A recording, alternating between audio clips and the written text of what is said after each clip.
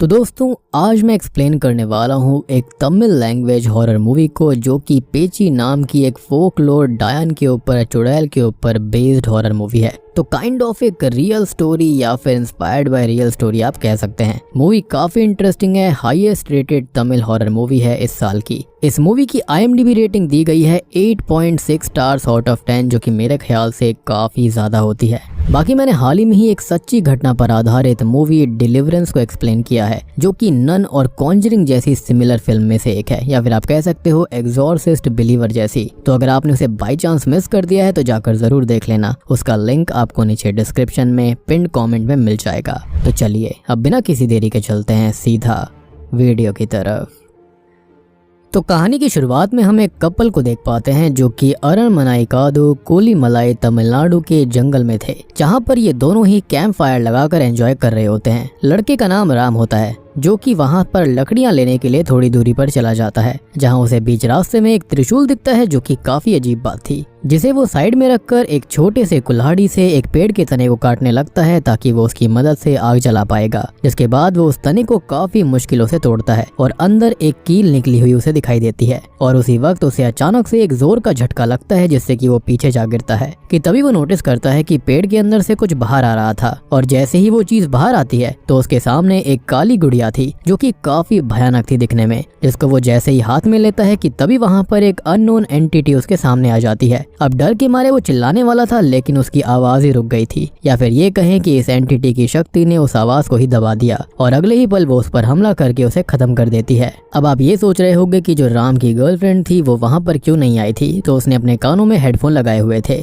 लेकिन जब वो नोटिस करती है कि राम काफी देर से गायब है तो वो भी वहां पर जाती है और जैसे ही वो उस गुड़िया को अपने हाथ में लेती है तो वो एंटिटी उसको भी खत्म कर देती है। हम उसके चिल्लाने की आवाज को सुन पाते हैं, जिससे कि एक बात तो साफ हो जाती है कि वो जो कुछ भी है उस गुड़िया के ऊपर किसी तरह का काला जादू होगा और या फिर कोई आत्मा उससे जुड़ी हुई होगी जो कि आजाद हो गई थी। खैर अब कुछ महीने बीत जाते हैं और हम एक दोस्तों के ग्रुप को देखते हैं जिसके अंदर 5 लोग थे, जिनके नाम चरण, मीना, जेरी, सेतु और चारू थे। जहां पर चरण और मीना कपल होते हैं और ये सभी मिलकर उसी शुरुआत वाले जंगल में ट्रैकिंग करने का प्लान बना रहे थे।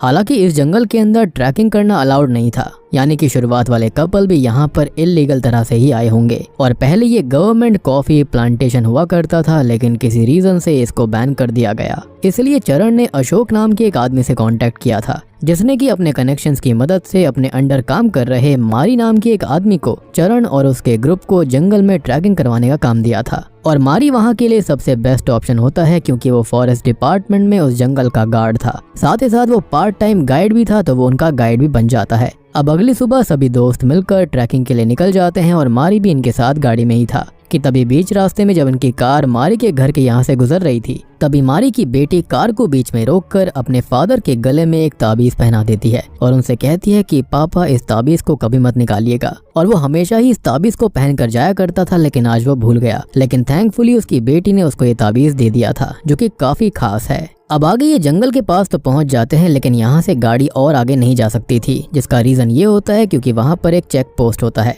जिसके चलते इनको अपनी गाड़ी वहीं पर छोड़नी पड़ती है। और उस वक्त हम मारी के एक फ्रेंड को देख पाते हैं जो कि उसी के गांव का था, तो वो उस गाड़ी में बैठ जाता है और उसकी देखभाल करने लगता है। अब आगे कुछ ही दूरी पर चलने के बाद जब जंगल शुरू होने वाला होता है तभी मारी सभी से ये कहता है कि अगर आपको जिस किसी को भी कॉल करके कुछ बताना है तो अभी बता दीजिए क्योंकि यहाँ से आगे सिग्नल्स नहीं मिलेंगे। जिस पर मीना उसको ये पूछती है कि अगर हम किसी मुसीबत में फंस गए तब क्या होगा, क्या तुम्हारे पास कोई वॉकी टॉकी वगैरह नहीं है? जिसके जवाब में मारी कहता है कि हमें डिपार्टमेंट की तरफ से ऐसा कुछ दिया ही नहीं गया है और अगर आप लोग मेरी बात मानते रहेंगे तब आप किसी भी मुसीबत में नहीं फंसेंगे। अब आगे कुछ देर चलने के बाद इनको एक जगह पर पानी बहता हुआ दिखाई देता है जिसे देखकर मीना और चारू उसमें जाकर एंजॉय करने लगते हैं, जिस दौरान वो बहुत ही ज्यादा शोर मचा रहे थे, जिस पर मारी उन्हें वहां से जल्दी निकलने के लिए कहता है। अब इस चीज का वो ये कारण देता है कि यहाँ पर जंगली जानवर आ सकते हैं और वैसे भी इतना शोर मचाना ठीक नहीं है। जिसके बाद वो दोनों वहाँ से बाहर तो आ जाते हैं लेकिन मीना मारी के ऊपर अंदर ही अंदर गुस्सा हो रही थी। खैर कुछ ही देर के बाद में ये अचानक से एक जगह पर पहुंच जाते हैं जहाँ पर रेस्ट्रिक्टेड एरिया का बोर्ड लगा हुआ था और वहाँ पर ढेरों घंटियां बंधी हुई थी, जिसको सेतु हाथ लगा देता है और अगले ही पल वो घंटियां पुरानी होने की वजह से गिर जाती हैं क्योंकि जिस रस्सी पर उस घंटी को बांधा गया था वो रस्सी बिल्कुल गल चुकी थी। अब मारी ये सब देखता है और ये कहता है कि हमें यहाँ से नहीं जाना चाहिए, ये खतरनाक जगह है। और ऐसा कहते हैं कि यहाँ पर कोई आत्मा रहती है। अब ये बात सुनकर तो मीना का गुस्सा 7वें आसमान पर चला जाता है। वो मारी से कहती है कि क्या तुमने हमें बच्चा समझा हुआ है और तुम हम सभी को हर जगह जाने के लिए मना क्यों कर रहे हो। जिस पर बाकी सब भी मीना की बातों से एग्री करते हैं, लेकिन मारी के बार बार कहने पर सभी उसकी बातों को मानकर दूसरी तरफ से जाने लगते हैं। जिस बीच चारू को एक जगह से अजीब सी आवाज आ रही होती है और उसी के पीछे वो सबसे अलग दूसरे रास्ते पर जाने लगती है, जो रास्ता एक खाई के पास जाकर खत्म हो जाता है। और इस तरह से वो उस खाई के पास आ गई थी जहाँ पर अगले ही पल उसे ऐसा लगता है कि जैसे किसी ने उसे पीछे से धक्का दिया हो। लेकिन इससे पहले कि वहाँ पर कुछ होता, मारी पीछे से आकर चारू को पकड़ लेता है और चारू इस सोच में पड़ जाती है कि जब वहाँ पर कोई भी नहीं था तो किसने उसे पीछे से धक्का दिया होगा। हालांकि वो जल्दी ही इस बात को भूल जाती है जब उसके दोस्त उसके साथ मस्ती मजाक करने लगते हैं। इसी बीच चरण और मीना दोनों एक साथ बैठे हुए थे और जेरी अचानक से आकर उनकी फोटो लेने लगता है, जिसको देखकर वो दोनों ही वहाँ से उठकर भाग जाते हैं और एक पेड़ के पीछे छुप जाते हैं। जेरी को पहले ये बात समझ में नहीं आती कि सभी पेड़ के पीछे छुपे हुए हैं, लेकिन बाद में वो मीना को एक पेड़ के यहाँ पर देख लेता है और वो उसको कहता है कि तुम पेड़ से बाहर आओ, वहाँ से तुम्हारी अच्छी फोटो आएगी। जेरी की इतना कहते ही पेड़ की यहाँ से एक चुड़ैल बाहर आती है, जिसको अचानक से ऐसे देखकर उसे झटका लगता है और तभी कोई हाथ नीचे से जेरी का पैर खींचता है, जिससे कि वो अपनी जगह पर गिर जाता है और इससे वो बहुत ज्यादा डर गया था। तभी हम देख पाते हैं कि उसके पैरों पर किसी के उंगलियों के निशान भी आ गए थे, यानी कि जो कुछ भी उसके साथ हुआ वो बिल्कुल सच था। जेरी की इस हालत को देखकर सभी दोस्त सामने आकर उस पर हंसने लगते हैं, लेकिन वो उन्हें ये समझाने की कोशिश कर रहा था कि यहाँ पर कोई है और इस बात को लेकर वो इतना सीरियस हो गया था कि वो अपने ट्रैक को कैंसिल करके वहाँ से चले जाने की बातें करने लगता है। जब ये बात सेतु सुनता है तो वो उस पर गुस्सा होकर ये कहता है कि तुम तो हो ही डरपोक, चले जाओ यहाँ से। और उस वक्त चारू भी सेतु का ही साथ दे रही थी, जिस वजह से जेरी गुस्से में दोनों से ये कहता है कि अगर तुम्हारे अंदर हिम्मत है तो तुम दोनों बस जंगल के अंदर जाकर दिखाओ और जिस जगह पर रेस्ट्रिक्टेड एरिया का बोर्ड लगा है वहाँ से वापस आकर दिखाओ। अब ये सब बातें मारी भी सुन रहा था, लेकिन उस वक्त उसकी बात वहाँ पर कोई भी नहीं सुनता। जिसके बाद सेतु और चारू जेरी के चैलेंज को सीरियसली ले लेते हैं और एक बड़े से रेड रिबन को अपने साथ लेकर जंगल में आगे बढ़ने लगते हैं। जहाँ पर वो उस वक्त जिस जगह के पास से गुजर रहे थे वो वहाँ पर उस रिबन को बांध रहे थे ताकि वो रास्ता ना भटक जाए। जिसके बाद रेस्ट्रिक्टेड एरिया के अंदर वो चले जाते हैं और वहाँ से कुछ ही दूरी पर उनको एक पुराना घर नजर आता है, जिस दौरान हम एज एन ऑडियंस ये गौर कर पाते हैं कि इनके ऊपर कोई नजर रख रहा था। फिर ये दोनों उस घर के अंदर जाते हैं जहाँ पर इन्हें वही श्रापित गुड़िया मिलती है जो कि शुरुआत में दिखाई दी थी, जिसे चारू अपने हाथ में ले लेती है और उसके साथ सेल्फी लेने लगती है कि तभी उसे अपने पीछे वही चुड़ैल नजर आती है जिसे हमने पहले भी देख रखा है, जिसको देखकर वो बहुत डर जाती है और फिर वो उसे बाहर भी नजर आती है, जिससे कि उसकी हालत खराब हो गई थी कि एक ही बार में वो दो जगह पर कैसे दिख गई। वो सेतु को बताने लगती है कि वहाँ पर चुड़ैल है, लेकिन उसे वहाँ कोई नजर नहीं आता। दूसरी तरफ चरण और मारी को इन दोनों की फिक्र होने लगती है, इसलिए वो उन्हें ढूंढने के लिए जाते हैं जहाँ पर उन्हें बीच रास्ते में चारू घायल हालत में बेहोश मिलती है। पर जैसे ही दोनों उसके पास जाकर उसकी हेल्प करने लगते हैं तो चारू जोरों से हंसने लगती है और सेतु भी सामने आकर हंसने लगता है, जिससे कि दोनों समझ जाते हैं कि ये दोनों प्रैंक कर रहे थे और इससे उन दोनों को काफी गुस्सा आ जाता है। मारी फिर गुस्से में वापस बेस कैंप पर आने लगता है, जिसके पीछे चरण भी आ रहा था और तभी वो दोनों नोटिस करते हैं कि सेतु और चारू तो दोनों पहले से ही बेस कैंप पर थे और चारू डर से कांप रही थी, जिसको देखकर सडनली उनके दिमाग में ये सवाल आता है कि फिर वो दोनों कौन थे जिन्होंने इनके साथ प्रैंक किया था। जिसके बाद पीछे मुड़कर देखने पर चरण को चारू और सेतु, जो कि उसी चुड़ैल के छलावे थे, वो एक शैतानी मुस्कुराहट के साथ उनकी तरफ देखते हुए दिखाई देते हैं, जो कि अगले ही पल गायब भी हो जाते हैं, यानी कि ये चुड़ैल उनके साथ खेल रही थी। अब ये चीजें मारी भी गौर करता है और वो सभी को बताता है कि वो वापस लौट चुकी है, यानी कि पेची, यानी कि वो चुड़ैल, उसका नाम पेची था। जिसके बाद वो पेची की कहानी बताने लगता है, जो कि उनके ही गांव की एक औरत हुआ करती थी, जिसने कि केरला से काला जादू सीखा था और वो जंगल में अपने फॉलोअर्स के साथ काला जादू किया करती। जिससे कि हुआ ये कि अचानक से ही धीरे धीरे गांव के कई लोगों की मौतें होने लगी और कई लोग गायब भी हो गए थे। लोगों को जल्दी ही पता चल गया था कि इसके पीछे पेची ही है और वो उसे रोकने के लिए पहुंच गए, लेकिन वो इतनी शक्तिशाली थी कि उसने कुछ ही पलों में अपनी शक्तियों की हेल्प से कई सारे लोगों को खत्म कर दिया। जब ये बात गांव वालों ने एक साधु को बताई तो उन्होंने बताया कि वो शैतान की पूजा करती है और खास करके वो एक रिचुअल कर रही है जिसके अंदर इंसानों की बलि दी जाती है और इससे अमर होने का वरदान मिलता है और पेची को मारा नहीं जा सकता, लेकिन उसको कैद जरूर किया जा सकता है। जिसके बाद साधु के कही बातों को मानकर गांव वालों ने दूसरी बार पेची पर हमला किया, जिसके अंदर उसका शरीर तो नष्ट हो गया था, लेकिन उसकी आत्मा को उसी भयानक गुड़िया के अंदर कैद करके एक पेड़ पर लटका दिया गया, जिसे स्टार्टिंग में उस लड़के ने पेड़ से गिरा दिया था और पेची आजाद हो गई थी और उन्होंने पेची के शरीर को वहीं नजदीक में दफना दिया था, जिस वजह से पेची जंगल के बाहर किसी को कुछ नहीं कर सकती। उसका एक इलाका बंद गया था और इसलिए वहाँ पर रेस्ट्रिक्टेड एरिया वाला बोर्ड भी लगा दिया गया और ऐसा इसलिए किया गया था ताकि कोई भी उसके अंदर ना जा पाए। वो जो घंटियां थी शायद से वो पेची को रोकने के लिए थी, उसकी शक्तियों को रोकने के लिए, लेकिन वो तो टूटकर बिखर गया था। सबसे बड़ी बात कि यहाँ पर जो कॉफी प्लांटेशन थी उसको भी इसलिए ही बंद कर दिया गया था। और अब आपको समझ में आया होगा कि राम और उसकी गर्लफ्रेंड के साथ क्या हुआ था, उनको पेची ने ही मार दिया था। लेकिन अब ये काफी अंदर आ गए थे और चारू और सेतु तो पेची के घर के अंदर भी चले गए थे। अब ये कहानी सुनकर सभी डर जाते हैं और उसी वक्त जंगल से निकलने का फैसला कर लेते हैं, जिसके बाद सभी अपने सामानों को पैक कर रहे थे कि तभी जेरी को पता चलता है कि उसका कैमरा गुम चुका है। इसलिए वो वहाँ से जंगल की तरफ कैमरा ढूंढने निकल जाता है क्योंकि उसके लिए वो काफी कीमती था, जिस पर मारी उसे 1000 बार रोकता है लेकिन वो नहीं सुनता। जिसके बाद मारी भी उसके पीछे जाने लगता है और कुछ ही दूरी पर जाकर जेरी को उसका कैमरा मिल जाता है, जिसको लेकर वो वापस लौटने लगता है। पर तभी वो अपने पीछे 2 मारी को देखता है, एक वो जो कि उसके करीब था और एक उससे दूर था, जिसको देखकर उसे ऐसा लगता है कि उसके पास वाला मारी छलावा होगा और इसलिए ही वो उसे धक्का देकर वहां से दूर भागने लगता है, जबकि वही असली मारी था जिसे उसने धक्का दिया और जो दूरी पर था वो पेची का छलावा था। अब आगे वो डर से भागते हुए उसी घर के अंदर चला जाता है जहां पर अगले ही पल पेची आकर उसे मार डालती है। अब मारी जो कि जेरी के साथ गया था वो अकेला ही लौटता है, जिसे सेतु और मीना को लगने लगता है कि मारी ने ही जेरी को मार दिया होगा और ये सब भी मारी भी कर रहा है, यानी कि वो पेची वाली बात पर इतना यकीन नहीं कर रहे थे,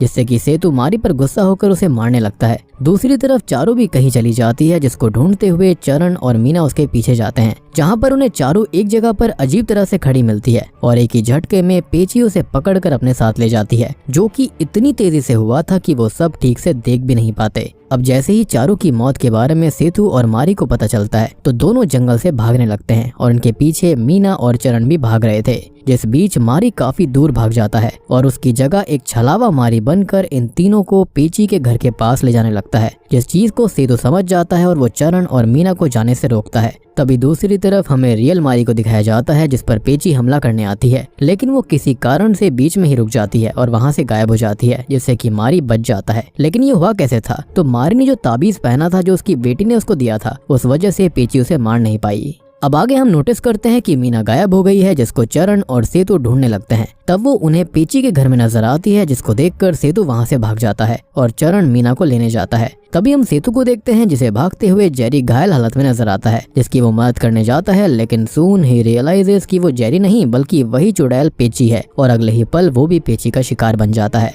वहीं चरण और मीना पेची के घर से दूर जा रहे थे और तभी उनके सामने मारी आ जाता है, जो कि उनको ये कहता है कि हमें जंगल से बाहर जाना होगा और तभी हम पेची से बच सकते हैं। जिस पर मीना चरण से कहती है कि इसकी बात का विश्वास मत करना, ये भी छलावा हो सकता है। जिस पर मारी कहता है कि मैं कोई छलावा नहीं हूँ और ये ताबीज उसका सबूत है। ये वही ताबीज है जिसे साधु जी ने मेरे पूर्वजों को दिया था और इसी वजह से उनके पूर्वज पेची के शरीर को नष्ट कर पाए थे, क्योंकि पेची बहुत ताकतवर थी और उसे मारना नामुमकिन था। इसलिए इस ताबीज पर उसकी शक्तियों का इतना असर नहीं होता। लेकिन ये सुनने के बाद भी मीना उसकी बात पर विश्वास नहीं करती, पर चरण के कहने पर वो मान जाती है। जिसके बाद दोनों एक दूसरे का हाथ पकड़कर मारी के हाथ को पकड़ लेते हैं ताकि वो ताबीज उनको भी प्रोटेक्ट कर पाएगा और वो जंगल के रेस्ट्रिक्टेड एरिया से बाहर भागने लगते हैं। और जैसे ही वो उस एरिया के बाहर आने वाले होते हैं कि मीना का हाथ छूट जाता है और पेची एक ही पल में उसे वहां से लेकर चली जाती है, जिससे कि चरण बहुत ही ज्यादा टेंशन में आ गया था और वो मीना को ढूंढने के लिए वापस जाने लगता है। मारी उसे रोकने की बहुत कोशिश करता है, पर वो उसकी एक नहीं सुनता और फिर से रेस्ट्रिक्टेड एरिया के अंदर चला जाता है। अब उसे जल्दी ही समझ में आ जाता है कि उसका फैसला कितना गलत था, क्योंकि अंदर उसे मीना नहीं मिलती और अपने दोस्तों के डरावने छलावे उसे डरा रहे थे, उसे मॉक कर रहे थे।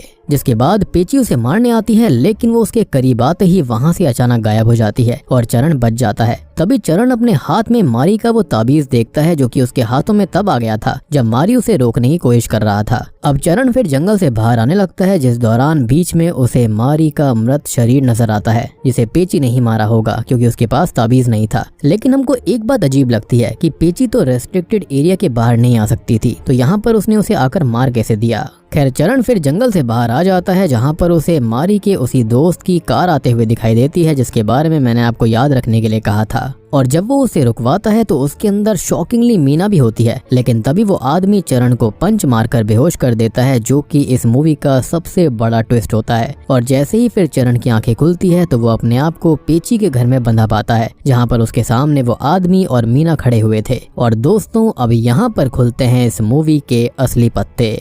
और तब हमको पता चलता है कि मीना अब तक किसी भी चीज को लेकर शॉक्ड क्यों नहीं हो रही थी या फिर वो बार बार मारी के ऊपर गुस्सा क्यों करती थी। तो असल में मीना कोई और नहीं बल्कि पेची की ही वंशज है और उसकी उत्तराधिकारी आने वाले समय में वही होने वाली है, यानी कि वो भी इसी खतरनाक तरीके का ब्लैक मैजिक करेगी। और जैसे ही मूवी की स्टार्टिंग में उस लड़की की वजह से पेची आजाद हुई थी, ये बात मीना की दादी को पता चल गई थी, क्योंकि कहीं ना कहीं शायद से वो भी उसी कल्ट से जुड़ी हुई थी और उन्होंने मीना से 13 लोगों के सैक्रिफाइस की बात करी, यानी कि पेची को जो चाहिए वो पाने के लिए उन्हें शैतान को अभी भी 13 और सैक्रिफाइस करने होंगे, क्योंकि पेची के खत्म होने से पहले खाली 13 और सैक्रिफाइस बचे हुए थे। जैसा कि उस साधु जी ने बताया था कि अगर पेची ने और भी ज्यादा लोगों का सैक्रिफाइस दिया तो वो अमर हो जाएगी। अब देखो, इन 13 में से 2 लोग तो पहले ही खत्म हो गए, यानी कि राम और उसकी गर्लफ्रेंड, यानी कि वही स्टार्टिंग वाला कपल। अब यहाँ पर खाली 11 बचे हुए थे सैक्रिफाइस के लिए। अब ऑब्वियस सी बात है कि पेची वाले इलाके में कोई भी खुद से तो जाएगा नहीं। गवर्नमेंट और बाकी सब ने वहाँ पर रेस्ट्रिक्टेड एरिया का बोर्ड लगा दिया था। राम और उसकी गर्लफ्रेंड तो बेवकूफ थे जो कि वहाँ पर चले गए। हो सकता है कि वो इन बातों पर यकीन नहीं करते होंगे, या फिर ये भी हो सकता है कि बात उससे भी ज्यादा खतरनाक होगी। तो अब मीना की दादी ने मीना को यह काम दिया था कि पेची के पास उसे ही लोगों को लेकर जाना होगा। तो मीना ने चरण के साथ दोस्ती बनाई, उसके साथ रिश्ते में आने का नाटक किया और उसके दोस्तों के साथ वो शामिल हो गई और फिर बड़ी चालाकी से उन्हें इस ट्रैकिंग के लिए मना लिया। वो होता है ना, आप किसी को उकसाओगे, इंटरेस्ट दिलवाओगे तो इंसान वहाँ पर चैलेंज के रूप में चला जाता है। यहाँ पर सेम चीज हुई थी। यहाँ तक कि सबसे बड़ी बात ये होती है कि जैसा मैंने आपको बताया था कि जो पेची की शक्ति थी वो उस रेस्ट्रिक्टेड एरिया तक थी, लेकिन मारी को उसके बाहर मारा गया था। तो मारी को पेची ने नहीं बल्कि मीना ने खुद चाकू की हेल्प से मारा था। और यही कारण था कि मीना को मारी पसंद नहीं था, क्योंकि वो इनको खतरे वाली जगह से दूर रखना चाहता था, जबकि मीना का तो मकसद था कि वो लोग उस जगह पर जाएं। साथ ही साथ आपने ये भी गौर किया होगा कि मीना कई बार मुसीबत में फंस रही थी, लेकिन एक बार भी पेची ने उसे नहीं खत्म किया। और इसके अंदर मारी का फ्रेंड भी मीना का साथ दे रहा था, जो कि असल में उसका फ्रेंड नहीं था बल्कि उसके फ्रेंड होने का नाटक कर रहा था, यानी कि वो पेची का फॉलोअर है। और वो मीना की दादी को मीना के साथ स्टार्टिंग से उन सबको जानता था। अब सच सामने आने के बाद में मीना और वो आदमी चरण को उसी घर में बंधा छोड़कर चले जाते हैं, जिसके बाद पेची उसके सामने आती है और चरण की चीख के साथ उसका भी खात्मा हो जाता है। अब मूवी के एंडिंग सीन में हमको बताया जाता है कि 13 सैक्रिफाइस इसमें 7 तो हो चुके हैं और अब 6 बाकी हैं, यानी कि इस मूवी का सीक्वल आना तो बिल्कुल पॉसिबल है और आएगा भी, क्योंकि ये बहुत बड़ी हिट हुई है मूवी। और अब मूवी के एंडिंग सीन में हम ये भी देख पाते हैं कि वहाँ पर एक नया ट्रैकिंग ग्रुप आता है, जो कि वहाँ पर पिछले ट्रैकिंग ग्रुप को ढूंढने आया था, जिसके चलते मुझे लगता है कि पेची को उसके बाकी सैक्रिफाइसेस भी मिल जाएंगे, या फिर हो सकता है कि मीना ही उन सबको लेकर आई होगी। और बूम, इसी के साथ में पेची मूवी यहीं पर खत्म हो जाती है। तो दोस्तों, ये थी पेची फिल्म की कहानी। अब देखो, एक बार जब पेची का कोटा फुल हो जाएगा, यानी कि जब वो सारे के सारे सैक्रिफाइस देगी, तो उसका उत्तराधिकारी कौन बनेगा? वो होगी मीना, जो कि खुद के ह्यूमन सैक्रिफाइस देगी ताकि वो भी इमॉर्टैलिटी पा सके। यानी कि ये सिनिस्टर साइकिल इस तरह चलती रहेगी। लेकिन देखो, जहाँ पर इविल होता है वहाँ पर गॉड के व्यक्ति भी होते हैं, यानी कि कोई ना कोई ऐसा जरूर आएगा जो कि इस चीज पर पाबंदी लगा देगा। बाकी देखो, ओवरऑल मूवी काफी इंटरेस्टिंग है, जो इसका कॉन्सेप्ट है और यहाँ पर जो इसका सस्पेंस है वो काफी बढ़िया लगता है। और देखो, मीना के ऊपर मुझे स्टार्टिंग से ही शक हो रहा था, यानी कि वो बार बार बहुत ही ज्यादा मारी के ऊपर गुस्सा हो रही थी, जबकि बाकी ग्रुप जो था वो ऐसा कुछ नहीं कर रहा था। वो बार बार सबको फोर्स कर रही थी कि उनको रेस्ट्रिक्टेड एरिया में जाना चाहिए, और वो छोटे बच्चे नहीं है, उनको वो बता नहीं सकता कि उन्हें क्या करना है। तो ये चीज काफी ऑकवर्ड थी स्टार्टिंग से ही। लेकिन मीना इतनी बड़ी कल्प्रेट निकलेगी, पेची का साथ देगी, उसी की डिसेंडेंट होगी, ये चीज मैंने बिल्कुल नहीं सोची थी। हालांकि उम्मीद करता हूँ कि आपको सारी की सारी मूवी समझ में आ गई होगी, पसंद आई होगी। अगर आपका फिर भी कोई डाउट है तो आप कमेंट सेक्शन के अंदर पूछ सकते हो। और चैनल के ऊपर नए हैं तो सब्सक्राइब कर लीजिए। और डिलीवरेंस मूवी को देखना बिल्कुल मत भूलना, वो भी असली घटना के ऊपर आधारित है, तो उसका लिंक आपको नीचे डिस्क्रिप्शन, पिन कमेंट दोनों में मिल जाएगा। और चैनल के ऊपर नए हैं तो सब्सक्राइब कर लीजिए ऐसे ही इंटरेस्टिंग वीडियोस के लिए, और 1 मिलियन सब्सक्राइबर जल्दी से जल्दी करवाने के लिए, क्योंकि जल्दी ही कुछ बहुत बड़ा होने वाला है चैनल के ऊपर। तो मैं आप सबको मिलता हूँ अगली वीडियो के साथ में, तब तक के लिए